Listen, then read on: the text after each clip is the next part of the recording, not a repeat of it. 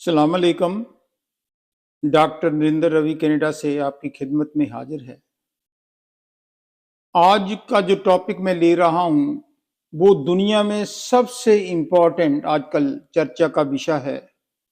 वो है कि जो दुनिया की सुपर पावर है ना अमेरिका, वहां पर प्रेसिडेंट के इलेक्शन हो रहे हैं और वो भी इलेक्शन 2 दिन के अंदर अंदर हो जाएंगे। सारी दुनिया के जितने भी देश हैं वो देख रहे हैं कि इनमें से नेक्स्ट अमेरिका का जो प्रेसिडेंट है वो ट्रंप बनेगा या कमला हैरिस बनेगी। कलमा भी कहते हैं, कमला भी कहते हैं। वो बेसिकली इंडियन मूल की लेडी है, काली भी है उसका फादर। इन दोनों में से कौन जीतेगा? खास करके जो थर्ड वर्ल्ड कंट्रीज हैं उनका तो अपने कंट्री से ज्यादा भी अमेरिका की इलेक्शन में इंटरेस्ट है कि फलाना आदमी जीत जाए तो मेरे कंट्री को ये फायदा होगा, ट्रंप जीत जाए तो इमरान खान बाहर होगा, कमला हैरिस जीत जाए तो हमें ये पैकेज देगी, वगैरह वगैरह वगैरह। एक बात मैं पहले ही ये बात स्पष्ट कर देना चाहता हूं कि कोई भी जीत जाए, हर जीतने वाले का पर्सनल इंटरेस्ट है नंबर 1। उसके बाद उसकी सेकंड इंटरेस्ट है अपना कंट्री, और थर्ड इंटरेस्ट है दुनिया के बाकी देश, बाकी लोग। यही अमीर की पहचान है कि अमीर को सभी जानते हैं लेकिन अमीर गरीब की पहचान नहीं करता, अगर करता भी है तो बड़ी मुश्किल से। पाकिस्तान में आजकल इस विषय पर चर्चा हो रही है कि ट्रंप आएगा तो इमरान खान जेल से छूट जाएगा। मेरा नहीं ख्याल, ट्रंप इतना बेवकूफ नहीं है कि वो पाकिस्तान की दूसरी पार्टियों को नाराज करके इमरान खान को बाहर निकालेगा, शहबाज शरीफ पर प्रेशर डालेगा कि इमरान को बाहर निकालो। ऐसा नहीं हो सकता।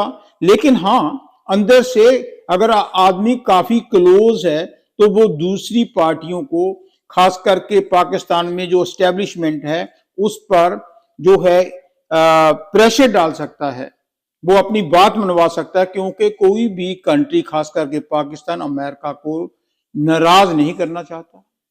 नाराज तो मुशर्रफ जो डिक्टेटर था उसने नहीं किया। जब उन्होंने कहा कि ये बात मेरी अफगानिस्तान की मान लो नहीं तो खत्म कर देंगे आपको, उसने घुटने टेक दिए। ये बात तो सच है।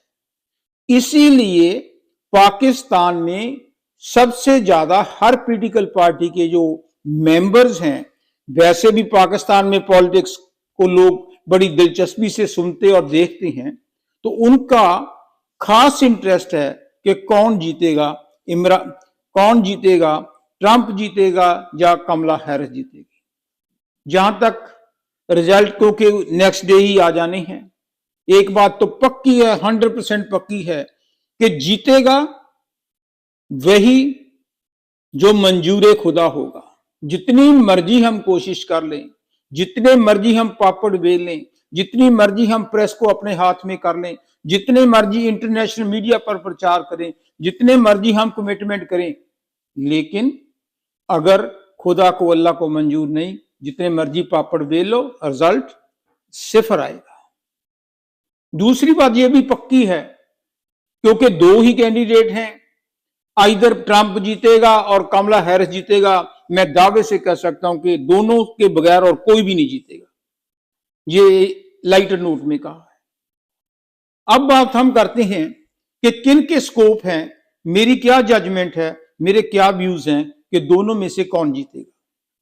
पहले तो रूहानी तौर पर बात कर लेते हैं कि देखो, एक्चुअल जो कंपटीशन था, कैंडिडेट थे जो बाइडेन और ट्रंप था।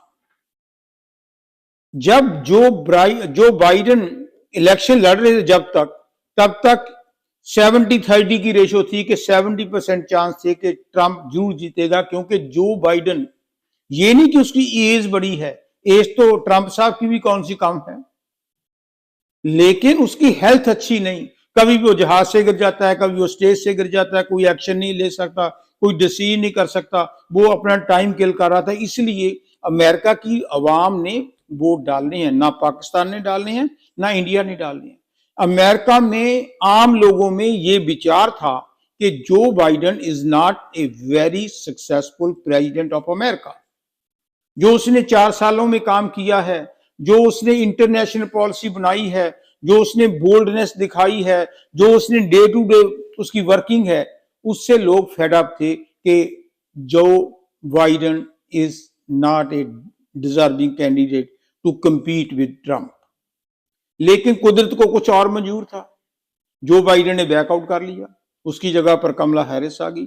तो इसलिए मैं ये मानता हूं कि इससे लक, इससे सर्कमस्टांसेस, इससे सिंबल साइंस कि वो डिप्टी प्रेसिडेंट बनती बनती वो बैकआउट कर गया और उसने कमला हैरिस को बना दिया। तो ये मैं मानता हूं कि जब आदमी की लक अच्छी होती है तो सर्कमस्टांसेस अपने आप अच्छे हो जाते हैं। तो यही मैं कारण सोचता हूं कि सारी पार्टी ट्रंप के अगेंस्ट खड़ी होकर कमला हैरिस के हक में आ गई। तो ये कारण एक हो सकता है कि उसके ऊपर दाग नहीं है कोई, एक वो करप्ट नहीं है कोई, एक वो करेक्टरलेस नहीं है कोई। हाँ, ये बात पक्की है कि ट्रंप के मुकाबले में वो बोल्ड नहीं है। लोग ये सोचने पर मजबूर हैं कि ट्रंप में जितनी मर्जी कमी हैं, लेकिन वो कोई ना कोई रिजल्ट निकालता है। इंटरनेशनल भी जिन कंट्रीज के साथ हमारी प्रॉब्लम है, जो इकोनॉमी की प्रॉब्लम है, जो रिफ्यूजी प्रॉब्लम है, जो अनएम्प्लॉयमेंट की प्रॉब्लम है, जो हेल्थ की इशू है, बाकी सब बातें ही करते हैं, लेकिन he is a bold person. वो कोई ना कोई रिजल्ट निकाल कर देता है। अच्छा है या बुरा है मैं इन चक्करों में नहीं पड़ता। अमेरिकन ये सोचते हैं कि आदमी तो काम का ही है ना। कई बार हमारे गांव में कुछ बदमाश लोग होते हैं तो कुछ शरीफ होते हैं। लोग बदमाशों का इसलिए साथ देते हैं भी एटलीस्ट ये कुछ करेगा तो सही, शरीफ आदमी तो कुछ भी नहीं करता, नाइदर दिस वे और नॉट दैट वे।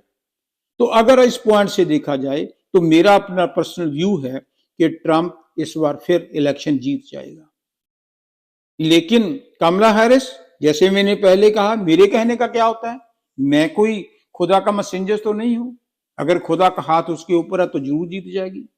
लेकिन मेरा अपना सोच है कि जो 6 तारीख को रिजल्ट आएंगे उसमें ट्रंप जीतेगा। उसमें बहुत कमियां हैं, इनकम टैक्स भी करता है, ऑनेस्ट भी नहीं है, जो कुछ भी नहीं है, लेकिन he is a bold person.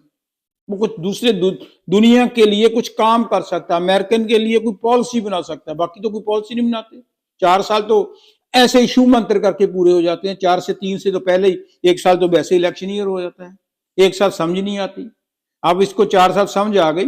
जीतना तो उन्हें पिछली बार भी था जो ट्रंप के मुकाबले में, लेकिन वो शरीफ आदमी था, लोगों ने ट्राई की। अब शराफत देख लो, शराफत भी ज्यादा अच्छी नहीं होती, कोई काम तो करो।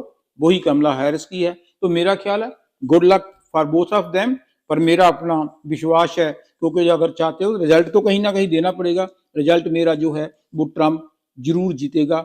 जीत जाए कंग्रेचुलेशन, नहीं जीते तब वो आराम से बैठकर पश्चाताप करे, इंट्रोस्पेक्ट करे कि मेरे में क्या कमी है, एक अच्छा इंसान ही बन जाए।